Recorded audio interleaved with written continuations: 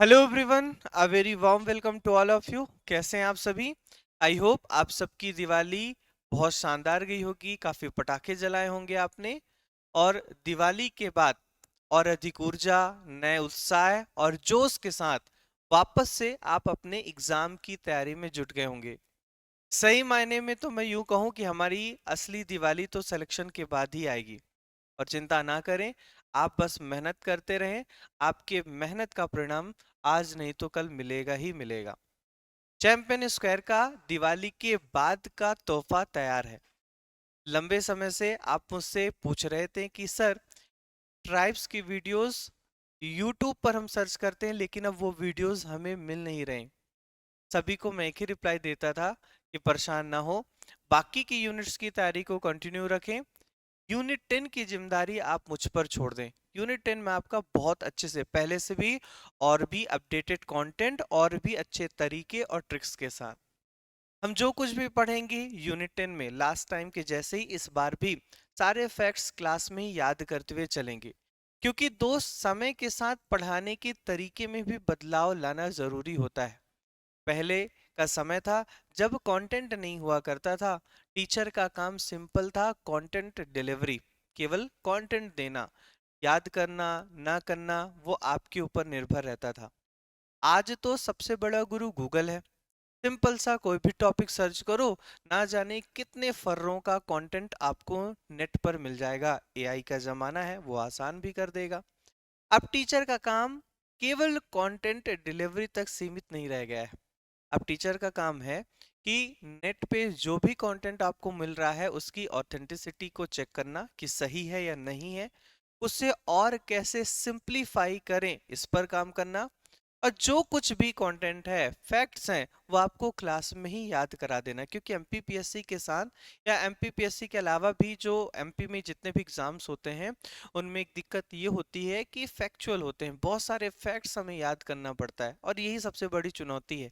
इस सीरीज में हम पहले की तरह ही सारे के सारे फैक्ट्स को क्लास में याद करते हुए चलेंगे। अब आपके उस प्रश्न का उत्तर दे देता हूं कि यूनिट 10 की जो सीरीज है, ट्राइब्स की सीरीज, वो कब से शुरू होगी।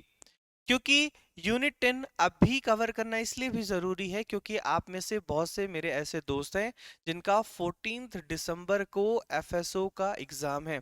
और एफएसओ में भी ट्राइब्स को डेडिकेट करते हुए पूरी की पूरी एक यूनिट है ना। जो एमपीपीएससी प्रीलिम्स 2026 है उसके लिए भी होगा। और एफएसओ, आप एफएसओ के लिए भी इस सीरीज पर पूरी तरह से भरोसा जता सकते हैं। कब से शुरू करेंगे? हमारी यूनिट 10 की क्लास शुरू होगी 3 नवंबर से।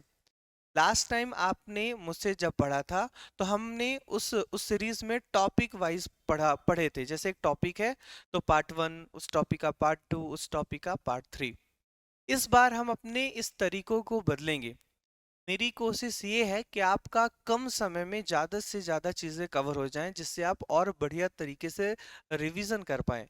इसलिए हमने इस बार तरीके को बदला है।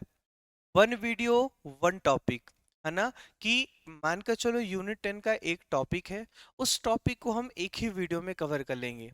भले उस टॉपिक को कवर करने के लिए हमें 1 घंटे, 1.5 घंटे, 2 घंटे या 2.5 घंटे की भी क्लास में बैठना पड़े, हम इत्मीनान से बैठेंगे। One video, one topic. जैसे एग्जाम्पल के लिए देखिए, जनजातियों से संबंधित संवैधानिक प्रावधान, constitutional provisions related to tribe. इसके साथ एमपीपीएससी ने बहुत सारे एग्जाम कंडक्ट कराए हैं। अलग अलग एग्जाम्स में जनजाति से क्या क्वेश्चन आया है उसके पीवाईक्यूज को भी डिस्कस करेंगे। तो हमारा लेक्चर ये रहेगा, एक ही लेक्चर में हम जनजातियों से संबंधित पूरे प्रावधान को कवर कर लेंगे। और ये क्लास होगी 3 नवंबर। हम डिस्कस करेंगे पूरा का पूरा एक प्लानर हमने तैयार किया है। देखेंगे कि हम किस डेट को, डेट के साथ आपके सामने मैं आ रहा हूँ, डेट बताऊंगा कि इस डेट को हम ये टॉपिक कवर कर लेंगे। हमारे पढ़ने का तरीका क्या होगा? जो कुछ पढ़ेंगे उसे क्लास में ही याद करेंगे। एक भी फैक्ट ऐसा नहीं होगा जो मैं ये बोल दूं कि ये फैक्ट आप सुन लो, आप इसे याद कर लेना, नहीं। हम क्लास में ही याद करेंगे, क्लास में ही पढ़ेंगे, क्लास में ही रिवीजन करेंगे। और इसके लिए हम अलग अलग तरीकों का इस्तेमाल करेंगे। कुछ जगह ट्रिक्स का इस्तेमाल करेंगे, कुछ जगह फोटोजेनिक मेमोरी बनाएंगे, कहानियां बनाएंगे, निमोनिक बनाएंगे। रिकॉल मेथड का यूज करेंगे, बहुत सारे मैं थ्योरी के तुरंत बाद एमसीक्यूज का भी प्रैक्टिस कराता हुआ चलूंगा। तो अलग अलग तरीके होंगे जिससे हम लोग क्लास में ही पढ़ेंगे और क्लास में याद करेंगे। आपको अलग से याद करने के लिए कुछ भी परेशान होने की जरूरत नहीं है। मेरी पूरी कोशिश रहेगी कि ये वन स्टॉप वीडियो हो, इसके अलावा आपको कुछ भी पढ़ने की जरूरत ना हो। हाँ, मैं ये नहीं कहूंगा कि आप ये किताब ना पढ़ें, आप ये किताब ना पढ़ें। मैं तो कहूंगा कि अगर आपके पास समय है तो आप अपने कंटेंट को जितना इनरिच कर पाए उतना अच्छा है। बाकी मेरी कोशिश ये भी है कि आपके हिस्से की मेहनत मैं कर लूं, आपको अलग अलग किताबें ना पढ़नी पड़े, आपके हिस्से की किताबें मैं पढ़ लूं, चीजें जो बिखरी हुई हैं उसको मैं एक जगह ले आ दूं, सिस्टमेटिक कर दें। और ये जो हमारी क्लास होगी उसमें हमने हिंदी ग्रंथ एकेडमी के भी सारे फैक्ट्स को शामिल किया है। हिंदी ग्रंथ एकेडमी की भी ट्राइबल कल्चर, मध्य प्रदेश की संस्कृति पर अलग अलग किताबें हैं, हमने सारी किताबों को पढ़ी है और सारे कंटेंट को हमने एक जगह सिस्टमेटिक किया है ना। अगर आप बाकी की किताबें पढ़ना चाहते हैं तो बेशक पढ़ें, किताबें पढ़ने से बिल्कुल हमारा फायदा होगा। लेकिन अगर आपके पास समय नहीं है तो मैंने सारे कंटेंट को एक जगह कर दिया है। तो वन स्टॉप वीडियो के तौर पर काम करेगा। हमारा पढ़ने का तरीका होगा वन वीडियो वन टॉपिक, भले वो 3 घंटे की क्लास हो, एक क्लास में एक टॉपिक को हम खत्म कर लेंगे। थ्योरी के साथ हम एमसीक्यूज का भी प्रैक्टिस करेंगे, है ना। थ्योरी पढ़ेंगे, जैसे एग्जांपल लिए 3-4 स्लाइड की हमने थ्योरी पढ़ ली, तुरंत उसके एमसीक्यूज प्रैक्टिस कर लें, क्योंकि एमसीक्यू प्रैक्टिस करने से दो चीजें होती है। एक तो दिमाग में क्लियर कट हो जाता है कि अच्छा इस स्लाइड से इस तरह के क्वेश्चंस पूछे जाएंगे, और थ्योरी के बाद तुरंत एमसीक्यू पढ़ लिया तो हमारा अच्छा रिवीजन भी हो गया। तो थ्योरी और एमसीक्यू, प्रीवियस ईयर के क्वेश्चन, जैसे यहाँ पे देखो हमारा जो पहला लेक्चर होगा जिसमें हम constitutional provisions related to tribes पढ़ेंगे, उसके पहले मैं आपको प्रीवियस ईयर के क्वेश्चंस दिखाऊंगा कि एमपीपीएससी ने असिस्टेंट प्रोफेसर और जितने भी एग्जाम्स लेती है, आईटीआई जो प्रिंसिपल था, एक माइनिंग का एग्जाम हुआ था, अलग अलग एग्जाम में जो भी क्वेश्चन आया है।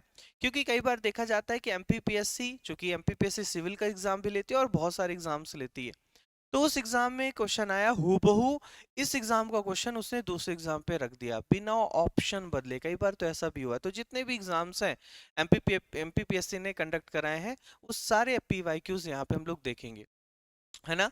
इसके अलावा यूनिट 10 को डेडिकेटेड एक चैंपियन स्क्वायर की नोट्स है, बहुत शानदार नोट्स है, आपको ये नोट्स अपने साथ रखना है। इसके अलावा हम जो कुछ भी पढ़ेंगे उसकी पीपीटी पीडीएफ भी आपको प्रोवाइड कराई जाएगी। जैसे ही क्लास खत्म होगी, क्लास के खत्म होने के मुश्किल से 1 घंटे के भीतर वो जो पीडीएफ है उसकी लिंक डिस्क्रिप्शन में प्रोवाइड करा दी जाएगी, है ना। ये 16:9 रेशियो में, जिस रेशियो में ये पैनल आपको दिख रहा है उस रेशियो में बनी हुई पीपीटी होगी। अगर आप चाहें प्रिंट कराना तो एक A4 साइज में आप किसी भी फोटोकॉपी जेरोक्स वाले के पास चल जाए, एक स्लाइड में या एक A4 में आप 4 स्लाइड को प्रिंट करा सकते हैं, है ना। थोड़ा सा बल्कि रहेगी नोट्स क्योंकि वो स्लाइड है, A4 नोट्स नहीं है, लेकिन आपके पास ना अच्छा खासा एक बंच बन जाएगा एक साथ कि आप लोग बाद में उसको रिवीजन भी कर लो। बेस्ट वे तो पढ़ने का है कि आप पहले वीडियो को देखें, जब वीडियो को देखें तो हल्का फुल्का पेन चलाते रहें, पूरी नोट्स ना बनाए वीडियो को देखते हुए। वीडियो जब आप देख रहे हैं तो पूरा फोकस करें। अगर आप स्पीड मेंटेन कर सकते हैं कि क्लास के साथ आप लिखते भी चलो तो बेस्ट वे है, नहीं तो पहले सुनो और अपनी हैंड रिटन नोट्स बनाओ। जो कुछ भी पैनल में वीडियो में आपके सामने रहेगा, है ना, उस सब की आप हैंड रिटन नोट्स बनाओ। हैंड रिटन नोट्स बनाने पर मैं इसलिए भी फोकस करता हूँ, जोर देता हूँ, क्योंकि अपने हाथ से लिखी हुई, अपने हाथ से बनाई हुई नोट्स की बात अलग होती है।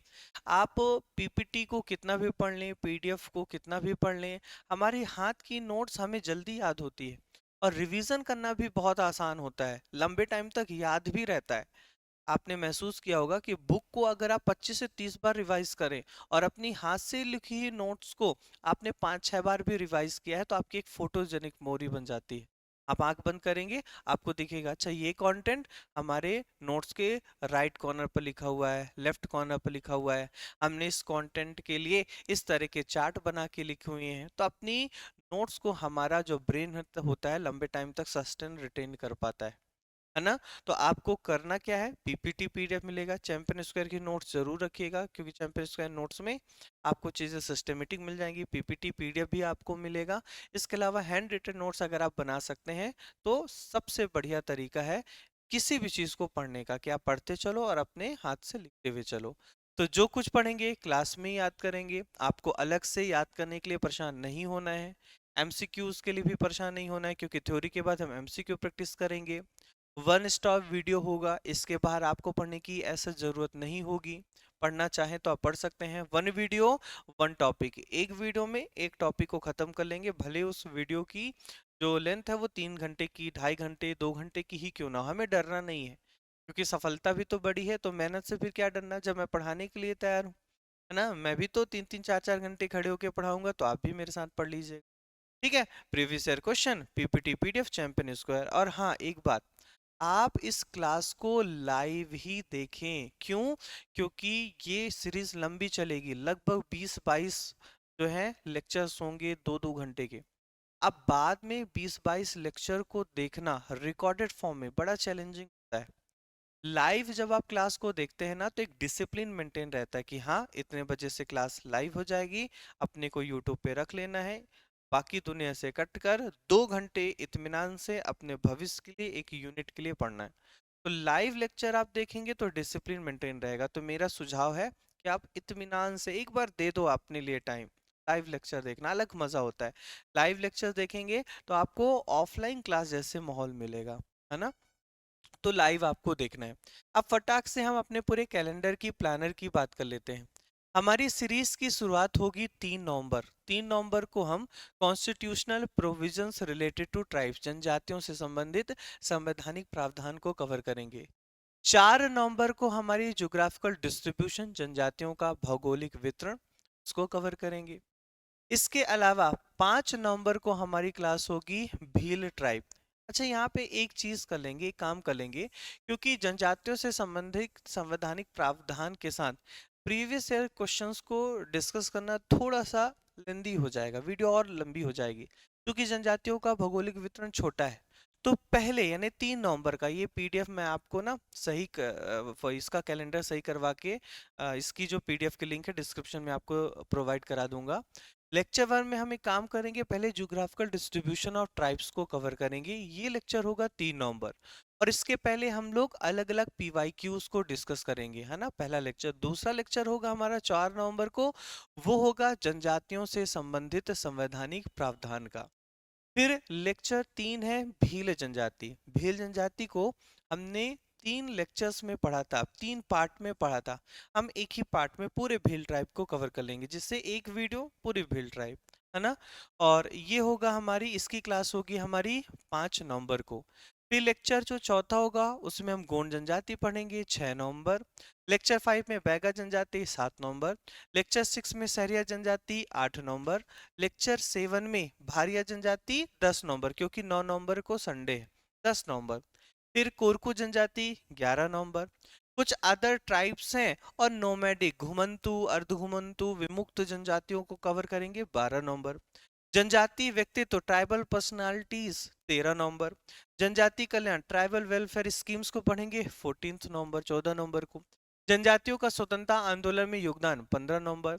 Important institutions related to tribes, जनजातियों से संबंधित महत्वपूर्ण संस्थान लेक्चर 13 होगा 17 नवंबर।